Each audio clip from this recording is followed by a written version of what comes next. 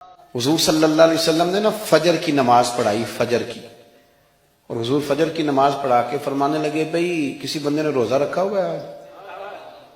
حضرت عمر کہتے ہیں رات کو میرا ارادہ تھا رکھوں، پر سویرے پھر میں نے گرا دیا، نہیں رکھا۔ حضور نے دوسری دفعہ پوچھا بھئی کسی نے روزہ رکھا ہے؟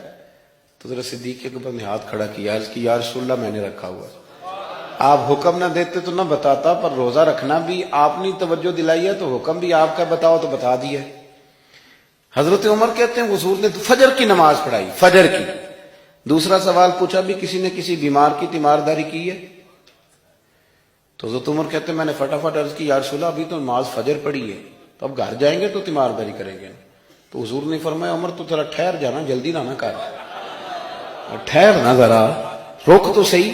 تو حضرت عمر فاروق رضی اللہ تعالیٰ عنہ فرماتے ہیں میں چپ کر گیا، حضور نے فرمایا بتاؤ بھی کسی نے تیمارداری کی ہے؟ تو صدیق اکبر نے ہاتھ کھڑا کیا، عرض کی یا رسول اللہ عبد الرحمن بن عوف رضی اللہ تعالیٰ عنہ 2-3 دن سے نماز پڑھنے نہیں آ رہے تھے، رات میں نے پتہ کرایا تو پتہ چلا بیمار ہے، اور حضور مجھے یہ بھی پتہ ہے وہ میرا یار ہے، مجھے پتہ ہے رات کو جلدی سوتا ہے پر تہجد میں ضرور اٹھتا ہے، تو حضور میں بھی ذرا فجر کا وقت جلدی اٹھا ہوں تو فجر میں آنے سے پہلے عبد الرحمن ابن عوف کی تیمارداری کر کے آیا ہوں۔ حضرت عمر کہتے ہیں میں نہ ہلکا ہلکا ڈھیلا پڑ گیا۔ حضور نے تیسرا سوال پوچھا، فرمایا کسی نے کسی مسکین کو کھانا کھلایا؟ کھانا کھلایا ہے کسی مسکین کو؟ حضرت سیدنا عمر فاروق کہتے ہیں میں نے پھر عرض کی، میں نے کہا یا رسول اللہ ابھی تو فجر پڑی ہے، گھر جائیں گے کوئی چیز لیں گے تو کھانا کھلائیں گے۔ تو حضور پھر مسکرائے، فرمایا عمر تو ذرا ٹھہر نہیں جاتا، ذرا ٹھہرنا، ذرا نظارہ تو کرنا، گویا یہ شان صدیق اکبر کا جلسہ ہو رہا، ٹھہرنا۔ حضور نے پھر پوچھا بھی کسی نے کسی مسکین کو کھانا کھلایا ہے؟ تو حضرت عمر کہتے ہیں لوگ سارے دائیں بائیں دیکھ رہے تھے اور میں چپکے ابو بکر کو دیکھ رہا تھا، کہ مجھے پتا تھا کہ بولنا اسی نہیں ہے، اور دل میرا کر رہا تھا کہ کہہ دوں دیو جناب جواب، دل میرا کر رہا تھا۔ وہ سمجھ گئے تھے کہ سونا راضی کن کاموں میں ہو، بس یہ نقطہ انہوں نے پا لیا تھا۔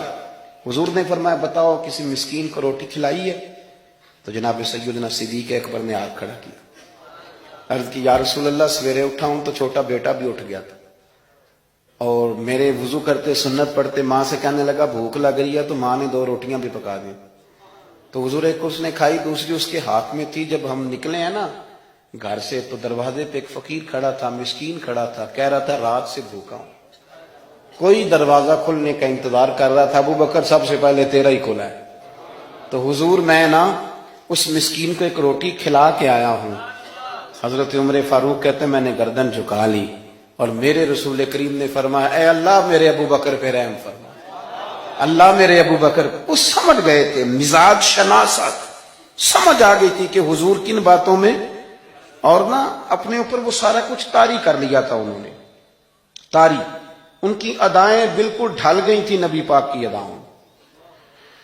3 دن وہ غار ثور میں رہے تو ہمارے صوفیاء فرماتے ہیں کہ ان پر تجلیاں بھی پڑی محبوب کی معرفت کی۔